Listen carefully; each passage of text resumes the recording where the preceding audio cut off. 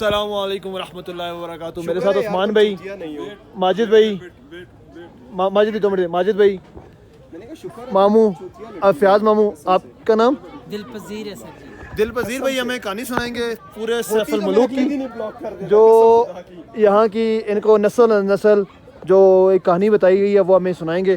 تو پلیز فرمائیں, بسم اللہ شروع سنیں سر جی. اب جی سیفر ملوک شہزادہ جو تھا ایک مصر کا شہزادہ تھا. مصر کا بادشاہ تھا, شاہ آسم کا بیٹا تھا, سیف اس کا نام تھا. اس نے جی خواب دیکھا, خواب دے وچ اس جھیل کو بھی دیکھا اور مصر سے یہاں تک رستہ بھی دیکھ لیا اور پری بدر جمال کو بھی دیکھ لیا. تو صبح اٹھ کو اس نے اپنے باپ سے بتایا کہ اے باپ, میں نے رات کو ایک جھیل دیکھا اور پری کو دیکھا, پری پر عاشق ہو گیا, اب مجھے پری کیسے ملے گی؟ اس کے باپ نے بولا آپ کو تو پری نہیں مل سکتی, وہ ناری ہے, آپ خاکی ہے, وہ آگ کی پیدائش ہے, آپ مٹی کی, آپ کو اور پری کا ملاپ نہیں ہو سکتا. لیکن وہ باپ کی نافرمانی سے کئی سال زمانے گھومتا پھرتا, آخر ناران میں پہنچا تو 12 سال راستے پہ لگے تھے. جب ناران میں پہنچا تو اس کو اللہ والا ایک ولی بزرگ ملا. اس ولی سے پوچھا کہ مجھے پری کیسے ملے گی؟ اس نے بولا کہ وہ سامنے والے پہاڑ پر جا کر 40 دن کا چلا, چھوٹے والے پہ, یہ والا اس کی بیک سائڈ میں ایک خیمے کی طرح پتھر ہے, وہ اب بھی موجود ہے. اس پتھر کے ساتھ اس نے 40 دن کا چلا کیا. 40ویں دن کے بعد 2 جنات اس کے قبضے میں آ گئے. ان جناتوں نے سلیمانی ٹوپی پہنائی تو جھیل کے کنارے پر لے آئے.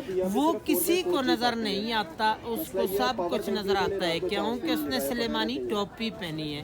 تو ساتھ اس کی سہیلی تھی 8ویں, وہی ملکہ بدر جمال پری جو خواب میں ملی تھی. یہاں پہ نہانے کے لیے آئی کوئے کاف سے. کوئے کاف جو ہے روس کے پاس ہے, چچنیا کی طرف ہے, رشیا میں. آ کر سب نے اپنا اپنا لباس اتارا تو نہانا شروع کر دیا.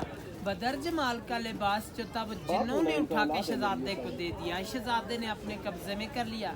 دوسری سہیلی یہ لباس پہن کر چلا گئی تو بدر جمال اکیلی رہ گئی, وہ جا نہیں سکتی تھی. شہزادے نے اس کو اپنی چادر پہنا کر نیچے ناران لے گیا. جب ناران میں پہنچا تو دوسری سہیلیوں نے جا کے دیو سفید کو بتایا.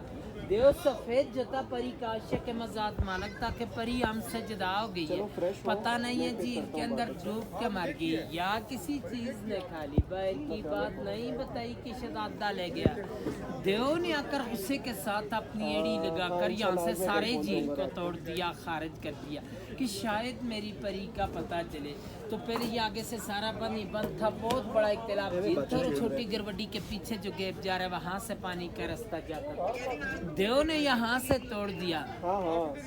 طوفان گیا ناران کے پاس تو پری اور شہزادے دونوں نے دعا مانگی کہ اللہ میں بچا, طوفان آ گیا. اللہ کی قدرت سے ایک سرنگ بن گیا, دائیں سائڈ سے بھی طوفان گزر گیا اور بائیں سائڈ سے بھی. پری اور شہزادہ دونوں بچ گئے. سرنگ اب بھی موجود ہے ناران میں, سیفر ملوک ہوٹل سے 5 منٹ کا رستہ ہی جا کے دیکھ سکتے ہیں. اور دیو نے غصے کے ساتھ یہاں سے ایک اور چھلانگ لگائی تو دوا صحیح میں لگا. دیو کا سانس چلا گیا پری کے صدمے سے. پری کو لے کے شہزادہ شہر مصر کو چلا گیا. شہزادے کا سیف نام تھا. ملوک ملاقات سے کہتے ہیں, یہاں پر پری اور شہزادے کی ملاقات ہوئی ہے, اس لیے اس جھیل کا نام مشہور کیتے سیفر ملوک جھیل, اور اس کی داستان بنی ہے. پھر لوگ آنے شروع ہوئے. اس وقت انسان کی آبادی یہاں پہ نہیں تھی, کوکاف پریستان تھا, پریوں کا دیس تھا. اور آپ اس وقت 10,500 کی ہائٹ پہ بیٹھے ہیں, ستائے سمندر سے. وہ سامنے ملکہ پربت ابھی بادلوں میں چھپی ہے, اس کی 17,000 ہائٹ ہے, 7,000 یہاں سے اوپر ہے. لیکن آج دن تک اس پہاڑی کو کسی نے سر نہیں کر پایا. اس کے اندر سونے کا گھر بنا اور پریوں کا بسیرا, کوئی جا نہیں سکتا. جو بندہ جاتا ہے پریاں گرا دیتی. اسپانسر کیا ہے کیپٹل سولر کا واقعہ راشد بٹ لاہور کا ایک بندہ پرائم ٹیک تھا کہ میں نے اس اور پہاڑ کو سر کرنا ہے.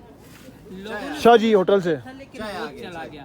جاتے ہوئے رستے میں گر کے مر گیا تھا. 13 دن بعد اس کی عثمان بھائی, عثمان بھائی 100 روپے انہوں نے اٹھا کے 100 روپے نیچے. چاندنی رات ہوتی ہے, چاند کی جب 14ویں رات ہو تو پریاں اترتی ہیں. سبحان اللہ, سبحان اللہ. بزرگ لوگوں کو نظر آتی ہیں, ہر بندہ پریاں نہیں دیکھ سکتے, یہی دیکھ سکتے پہاڑوں کے نظارے. اور آج دن تک جھیل کی گہرائی کا اندازہ بھی کسی نے نہیں لے سکیا کہ انگریز آیا تھا.